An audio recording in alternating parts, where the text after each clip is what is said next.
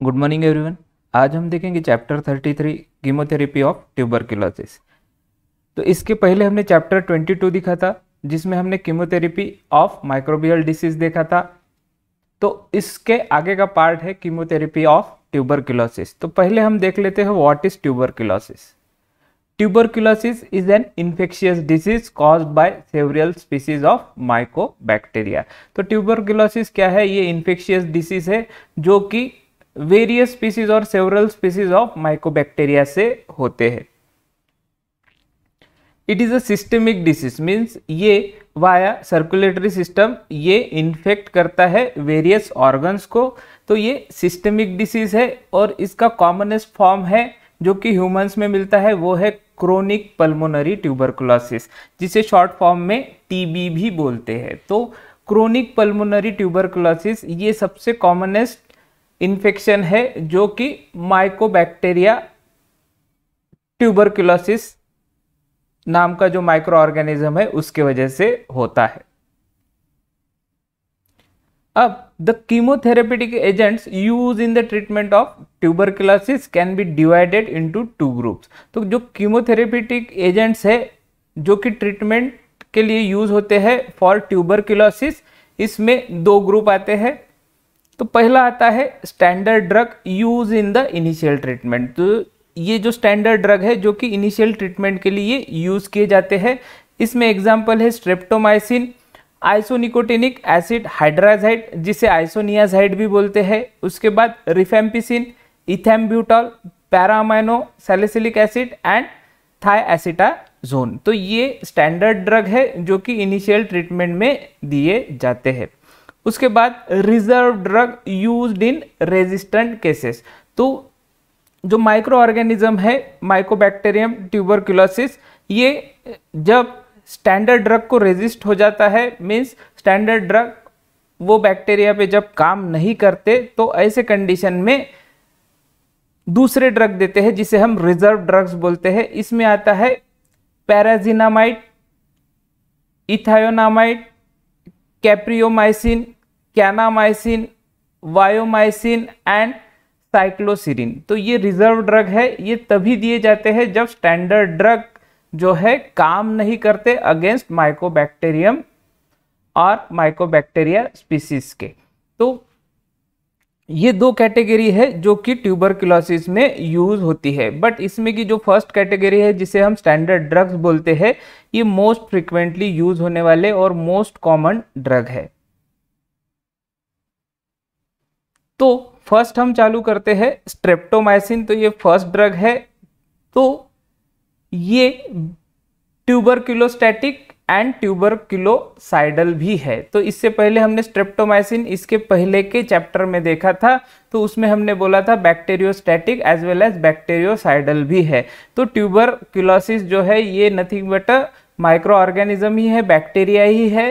तो स्ट्रेप्टोमाइसिन इन low dose में क्या करता है, ये ट्यूबरकुलोस्टैटिक एक्शन दिखाता है, मीन्स ट्यूबरकुलोसिस के जो माइक्रो ऑर्गेनिज्म है उनका ग्रोथ रोकता है। और लार्ज डोज में स्ट्रेप्टोमाइसिन ट्यूबरकुलोसिस के माइक्रो ऑर्गेनिज्म और बैक्टीरिया को किल करने का काम करता है। बट स्ट्रेप्टोमाइसिन जो है ये मेनली जो है ट्यूबरकुलोस्टैटिक एजेंट है, मीन्स ट्यूबरकुलोसाइडल के लिए जितना डोज चाहिए उतना जनरली यूज नहीं करते इसको, फॉर द ट्यूबरकुलोस्टैटिक एजेंट पर्पस के लिए यूज करते हैं। मीन्स जो ट्यूबरकुलोसिस का ग्रोथ है उसे स्टॉप करने के लिए स्ट्रेप्टोमाइसिन यूज करते हैं।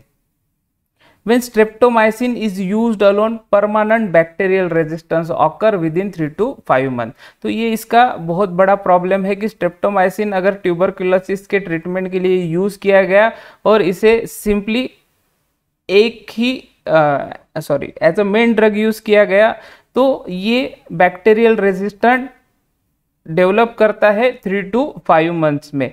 तो उसके बाद अगर स्ट्रेप्टोमाइसिन को कंटिन्यू किया गया तो उसका इफेक्ट ट्यूबरकुलोसिस पे नहीं दिखेगा। तो ये परमानेंट बैक्टीरियल रेजिस्टेंस डेवलप करता है। स्ट्रेप्टोमाइसिन अगर 3 से 5 महीने के बाद यूज किया गया तो ये यूजलेस ड्रग होगा। तो ये इसका प्रॉब्लम है अगर इसको सिंगल ड्रग करके यूज किया गया तो।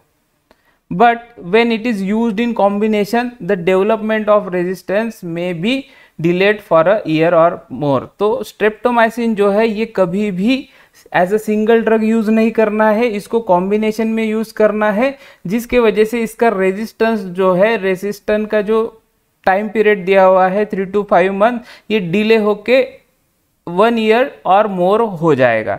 तो इसे कभी भी हमें कॉम्बिनेशन में देना है, as a single drug for the treatment of tuberculosis हमें नहीं देना है।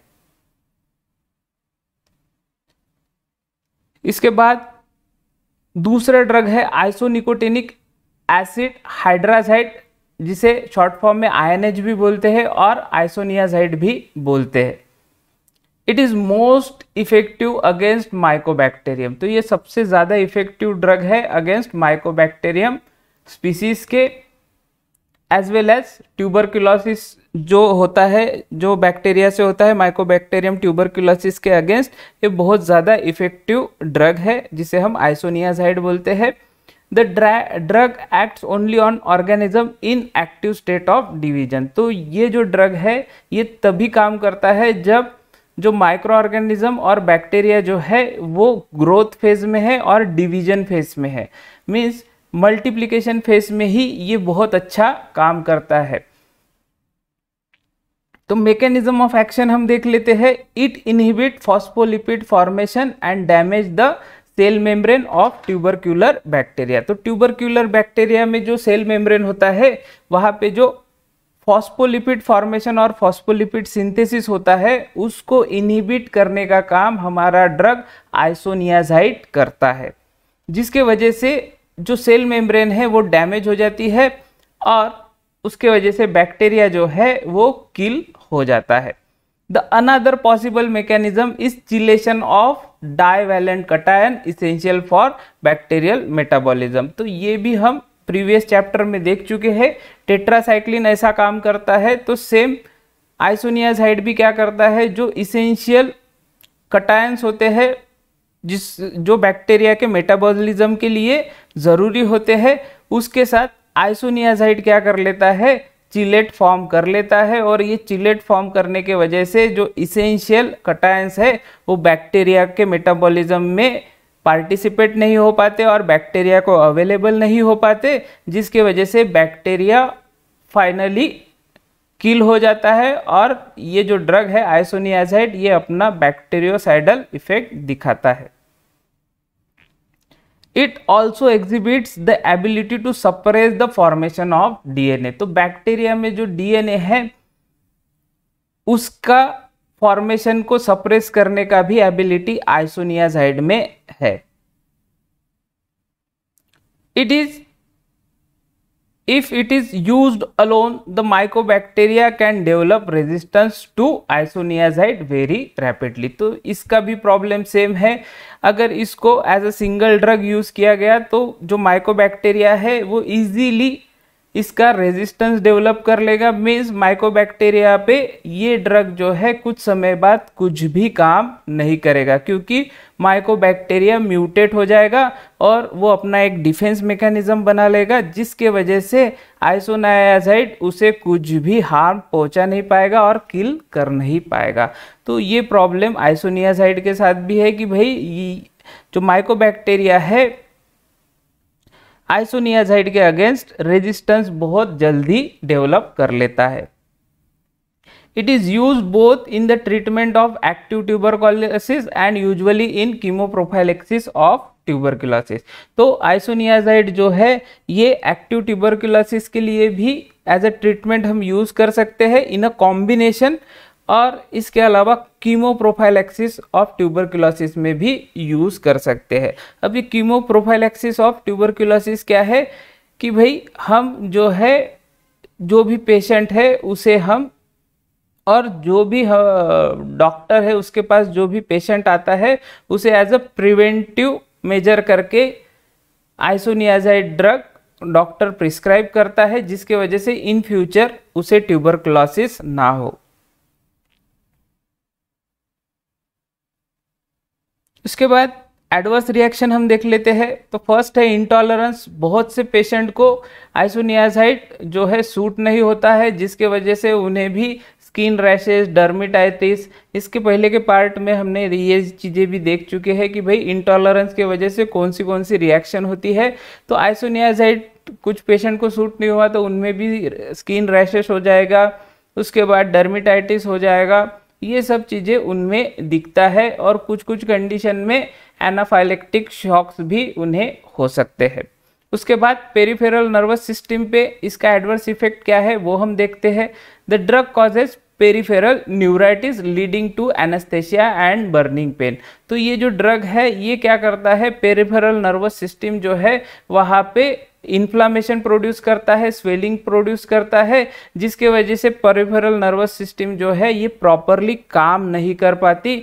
और प्रॉपरली काम नहीं कर पाती उसके वजह से क्या हो जाता है, पेशेंट में एनेस्थेसिया डेवलप होता है। मीन्स पेरिफेरल नर्वस सिस्टम जो भी पार्ट पे गया है और कोई भी पार्ट का पेरिफेरल नर्वस सिस्टम अगर स्वेल हो गया है या फिर इन्फ्लामेशन वहाँ पे हो गया है पेरिफेरल नर्वस सिस्टम का, तो वो पार्ट में एनेस्थेसिया डेवलप हो जाएगा। तो एनेस्थेसिया क्या होता है, ऐसा पार्ट और ऐसा लोकल पार्ट जहाँ पे आपका कोई भी सेंसेशन नहीं होगा, मीन्स वहाँ का जो एरिया है वो अनकॉन्शियस हो जाएगा।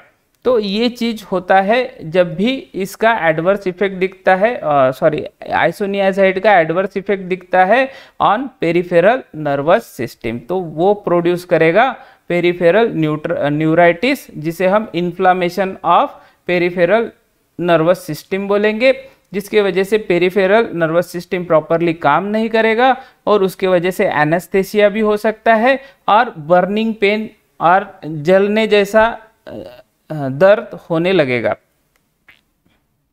The isoniazid deplete the pyridoxine. तो ये पायरिडॉक्सिन क्या है, ये है विटामिन B6।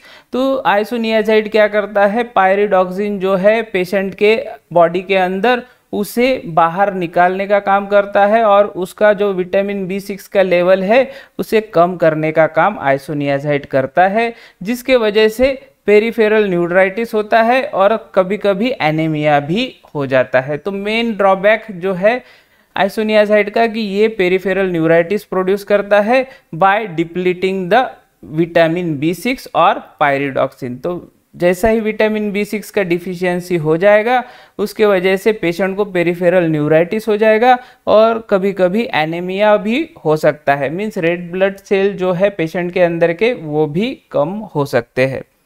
इसके अलावा pyridoxine administered daily in the dose of 100 mg, यहाँ m लिखा है, मेरा मिस्टेक हो गया है, वहाँ 100 mg है, इफेक्टिवली काउंटर दिस इफेक्ट। तो जो भी पेशेंट आइसोनियाजाइड ले रहा है और उसमें अगर विटामिन B6 का डिफिशियंसी हो रहा है तो as a supplement pyridoxine orally ले सकता है वो पेशेंट, जिसका डोज 100 mg रहेगा और वो 100 mg फुलफिल करेगा वो पेशेंट का विटामिन B6 का डिफिशियंसी। उसके बाद सेंट्रल नर्वस सिस्टम पे क्या इफेक्ट पड़ता है, तो सेंट्रल नर्वस सिस्टम पे अगर आइसोनियाजाइड एडवर्स इफेक्ट शो करेगा तो उसमें आएगा कन्वर्जन, मीन्स पेशेंट में कन्वर्जन डेवलप हो जाएगा, साइकोटिक बिहेवियर करने लगेगा, मीन्स उसका जो मेंटल बिहेवियर है वो चेंज हो जाएगा, यूफोरिया डेवलप हो सकता है, मीन्स वो अपने ख्यालों में रह सकता है, डे ड्रीमिंग कर सकता है, मीन्स दिन में उसे सपने दिख सकते हैं। इसके अलावा transient loss of memory, means short term के लिए उसका मेमोरी लॉस हो सकता है और लास्टली उसका loss of self control, means खुद पर का जो कंट्रोल है वो भी लॉस हो सकता है due to treatment of isoniazid. तो ये हो गए एडवर्स इफेक्ट। अभी हम इसके प्रिपरेशन एंड डोजेज देख लेते हैं। तो आइसोनियाजाइड टैबलेट जो है ये इंडियन फार्माकोपिया में ऑफिशियल है, जिसका 100 mg का डोज है और जो पेशेंट को हम देते हैं ये 200 to 300 mg डेली देते हैं, मीन्स 100 mg का टैबलेट आइदर 2 टाइम्स देंगे या 3 टाइम्स हम पेशेंट को देंगे। उसके बाद आइसोनियाजाइड सायरप भी आता है जिसमें पर ml 50 mg आइसोनियाजाइड होता है उसके बाद आइसोनियाजाइड इंजेक्शन भी आता है जिसमें पर ml 100 mg आइसोनियाजाइड होता है।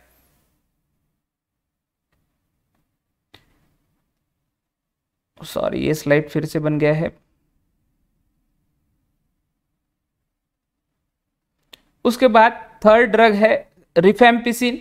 तो रिफैम्पिसिन ये सेमी सिंथेटिक डेरिवेटिव है रिफामाइसिन बी का। रिफामाइसिन बी ये एंटीबायोटिक है, रिफामाइसिन कैटेगरी आती है, जिससे फिर रिफैम्पिसिन नाम का सेमी सिंथेटिक डेरिवेटिव बनता है। इसके अलावा रिफैम्ब्यूटिन ये भी रिफामाइसिन से बनता है, तो वो उसका हमारा कंसर्न नहीं है, बट हम रिफामाइसिन को कॉन्सेंट्रेट करते हैं। तो रिफामाइसिन बी से रिफैम्पिसिन ड्रग बनता है जो कि सेमी सिंथेटिक डेरिवेटिव है।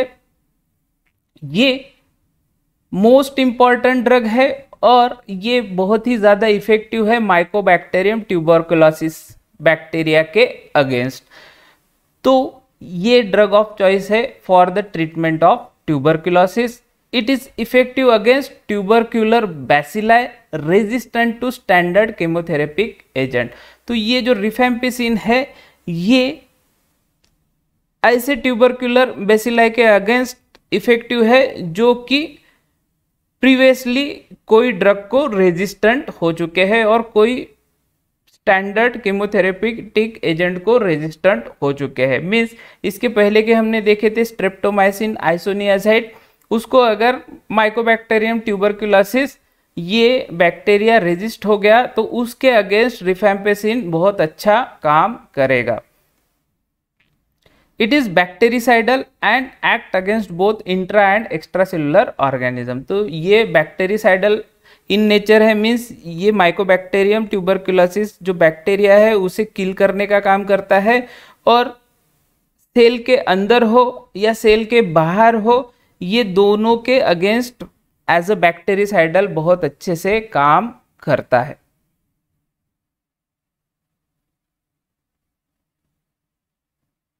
एडवर्स रिएक्शन देख लेते हैं। This are most frequent and serious during intermittent administration and induce skin rashes, diarrhea, dizziness and eosinophilia। तो ये जो ड्रग है रिफैम्पिसिन इसके वजह से स्किन रैशेस हो सकती है, डायरिया हो सकता है, डिजीनेस हो सकता है, इजिनोफिलिया हो सकता है। इजिनोफिलिया इससे पहले भी देखा था कि भाई इंक्रीज इन इजोनोफिल लेवल, तो इजिनोफिल जो होते हैं हमारे ब्लड में उसका कॉन्सेंट्रेशन बढ़ जाना, तो उसे ही बोलते हैं इजिनोफिलिया। तो जो भी पेशेंट रिफैम्पिसिन का ट्रीटमेंट ले रहा है उसमें इजिनोफिलिया होने के चांसेस है। उसके बाद रिफैम्पिसिन लीवर डैमेज भी कर सकता है, बहुत बुरी तरीके से लीवर डैमेज कर सकता है, जिसके वजह से पेशेंट को सीरियस प्रॉब्लम्स हो सकता है। तो ये इसके एडवर्स रिएक्शन हो गए। अब थेरापेटिक यूजेस देख लेते हैं। Rifampicin is mainly use in the treatment of tuberculosis. तो ट्यूबरकुलोसिस में रिफैम्पिसिन ये मेनली यूज होता है। इसका डोज जो होता है 10 mg पर kg ये रिकमेंडेड डोज है। मीन्स पेशेंट का पर kg के हिसाब से डोज कैलकुलेशन होता है। मीन्स 1 kg के लिए अगर 10 mg है तो पेशेंट का अगर वेट है 70 kg तो उसके हिसाब से कितना ड्रग लगेगा, और उसके बाद वो पेशेंट को डिवाइडेड डोज में ये ड्रग दिया जाता है। The combination of rifampicin 450 to 600 mg and isoniazid 300 mg is more effective or even superior to the combination of streptomycin and isoniazid. तो जो कॉम्बिनेशन होता है स्ट्रेप्टोमाइसिन एंड आइसोनियाजाइड इससे भी बहुत ज़्यादा सुपेरियर कॉम्बिनेशन है रिफैम्पिसिन और आइसोनियाजाइड का। तो ये कॉम्बिनेशन बहुत ही अच्छा काम करता है। रिफैम्पिसिन 450 to 600 mg रहेगा उसमें, और आइसोनियाजाइड 300 mg रहेगा, और ये कॉम्बिनेशन ट्यूबरकुलोसिस के अगेंस्ट बहुत सारे पेशेंट को दिया जाता है, और ये बहुत ही सुपेरियर है than streptomycin and isoniazid combination. उसके बाद आते हैं हम फोर्थ ड्रग इथैम्ब्यूटॉल में। ये भी इफेक्टिव है against mycobacterium resistant to isoniazid, para amino salicylic acid, streptomycin and ethionamide. तो ये जो 4 ड्रग है, isoniazid, para amino salicylic acid, streptomycin और इथायोनामाइड, ये 4 ड्रग अगर माइकोबैक्टीरियम ने रेजिस्ट कर लिए, मीन्स ये चारों ड्रग का माइकोबैक्टीरियम पे कोई भी इफेक्ट नहीं हो रहा है, माइकोबैक्टीरियम ने अपना डिफेंस मैकेनिज्म ए ड्रग के अगेंस्ट अगर बना लिया है, तो ऐसे कंडीशन में फिर नया ड्रग काम करता है जिसका नाम है इथैम्ब्यूटॉल। तो इथैम्ब्यूटॉल ऐसा माइकोबैक्टीरियम रेजिस्टेंट स्पीसीज के अगेंस्ट काम करता है जो कि isoniazid, para amino salicylic acid, streptomycin और इथेनोअमाइड जो है इनको टॉलरेट कर लेता है। It's mechanism of action is not known, the drug mainly act against rapidly multiplying organism. तो इसका मैकेनिज्म ऑफ एक्शन पता नहीं है, बट ये जो है, जो माइकोबैक्टीरियम ट्यूबरकुलोसिस के जो बैक्टीरिया है, जब मल्टीप्लाई मोड में रहते हैं और डिवीजन फेस में रहते हैं, ऐसे फेस में बहुत ज़्यादा काम करता है। Ethambutol is administered concurrently with other anti-TB drugs, usually isoniazid, in order to delay the development of resistance। तो इथैम्ब्यूटॉल जो है ये as a single drug use नहीं किया करते और करते हैं इथैम्ब्यूटॉल को अदर एंटी-टीबी ड्रग जैसा कि आइसोनियाजाइड के साथ कॉम्बिनेशन में दिया जाता है, जिसके वजह से दोनों का जो है रेजिस्टेंस जो है पेशेंट में डेवलप नहीं होता। मीन्स इथैम्ब्यूटॉल का रेजिस्टेंस भी डेवलप नहीं होता और आइसोनियाजाइड का भी रेजिस्टेंस डेवलप जल्दी नहीं होता। तो इसीलिए दोनों को कॉम्बिनेशन में देते हैं। एडवर्स रिएक्शंस देख लेते हैं। तो इसमें आता है muscles weakness, loss of vision, anaphylactic shock, nausea, anorexia, confusion, headache, allergic reaction. ये सब चीज़ें जो है ये इथैम्ब्यूटॉल के एडवर्स इफेक्ट है। तो मसल्स वीकनेस इथैम्ब्यूटॉल से होगा, लॉस ऑफ विजन, कोई कोई पेशेंट में आँखों जो है, आँखें के जो विजन है और दृष्टि जो बोलते हैं हम, वो लॉस हो जाएगा। उसके बाद anaphylactic shock means severe allergic reaction होके पेशेंट कोमा में जाके डेथ भी हो सकता है। इसके अलावा नौशिया, जी मचलना बोल सकते हैं, घबराहट होना। उसके बाद anorexia means loss of appetite हो जाएगा, कंफ्यूज हो जाएगा पेशेंट, कंफ्यूजन हो जाएगा, सर दर्द होने लगेगा, हेडेक और अदर एलर्जिक रिएक्शन भी पेशेंट में दिख सकती है due to ethambutol treatment. Preparation and doses देख लेते हैं।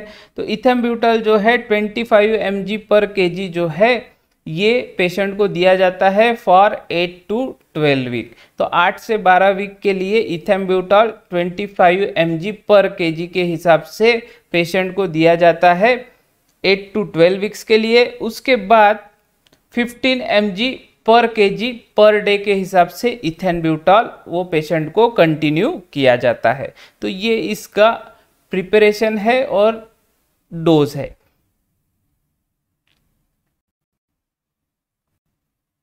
इसके बाद 5th आता है पैरा अमाइनो सैलिसिलिक एसिड। ये सिंथेटिक कंपाउंड है और ये बैक्टीरियोस्टैटिक इन एक्टिविटी है।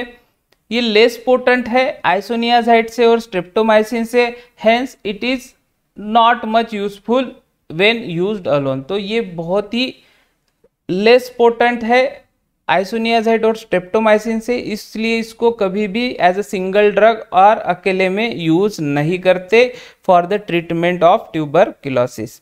The drug act by interfering with the utilization of para amino benzoic acid by mycobacterium. तो ये पैरा अमाइनो बेंजोइक एसिड जो है ये बैक्टीरिया यूज करते हैं। पैरा अमाइनो बेंजोइक एसिड से फॉलिक एसिड बनता है और वो फॉलिक एसिड जो है बैक्टीरिया के मेटाबॉलिज्म में यूज होता है।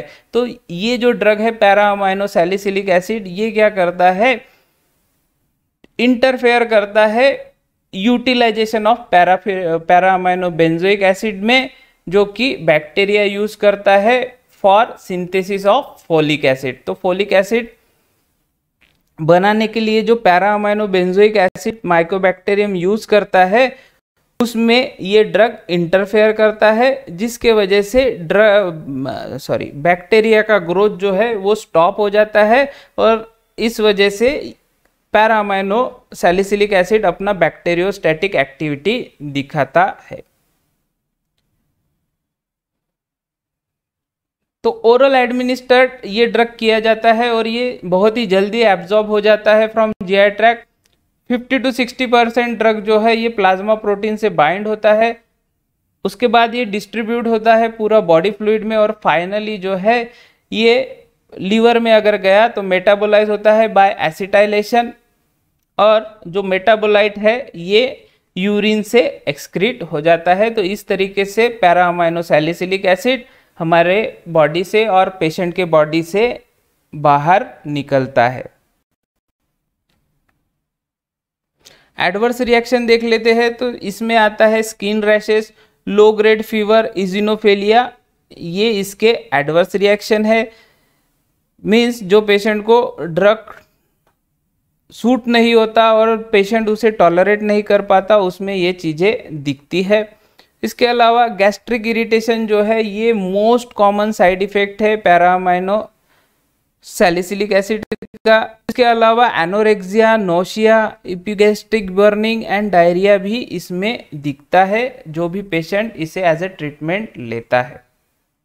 प्रिपरेशन एंड डोज देखेंगे तो sodium amino salicylate tablet 0.5 mg का मार्केट में अवेलेबल है। इसका डोज जो है 10 to 50 mg डेली होता है, और ये डिवाइडेड डोजेज में पेशेंट को दिया जाता है।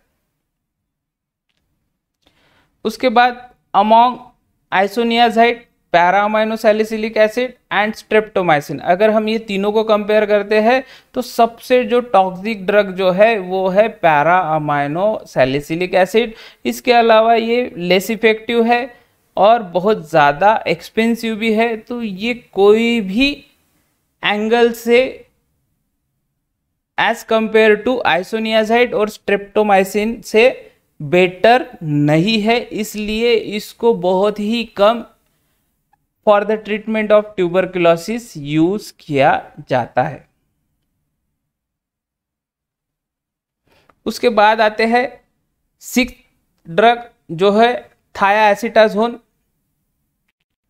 ये पैरा अमाइनो सैलिसिलिक एसिड का सब्सटीट्यूट है और बहुत ही चीप है, और इसको आइसोनियाजाइड के कॉम्बिनेशन में यूज किया जाता है। When it is given with streptomycin, it does not delay the resistance to streptomycin and is inferior to PAS in this respect. तो थायाएसिटाजोन जो है ये आइसोनियाजाइड के साथ कॉम्बिनेशन में दे सकते हैं, बट अगर इसको हम स्ट्रेप्टोमाइसिन के साथ कॉम्बिनेशन में देंगे तो ये स्ट्रेप्टोमाइसिन का जो रेजिस्टेंस है, जो ट्यूबरकुलोसिस बैक्टीरिया में डेवलप होता है, उसका जो टाइम पीरियड है उसे कम नहीं कर सकता। और इसके जगह थायोएसिटाजोन के जगह अगर हम पैरा अमाइनो सैलिसिलिक एसिड को यूज करते हैं विथ स्ट्रेप्टोमाइसिन, तो पैरा अमाइनो सैलिसिलिक एसिड क्या करेगा, स्ट्रेप्टोमाइसिन का जो रेजिस्टेंस का टाइम है उसे डिले कर देगा इन बैक्टीरिया और माइकोबैक्टीरिया। तो ये इसका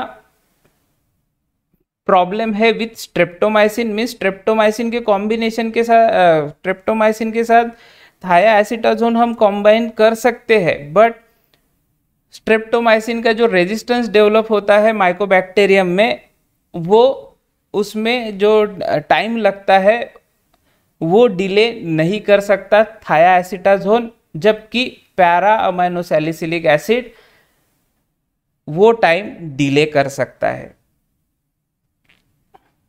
तो ये भी ड्रग जो है गैस्ट्रोइंटेस्टाइनल ट्रैक्ट से एब्जॉर्ब होता है और यूरिन से एक्सक्रीट होता है।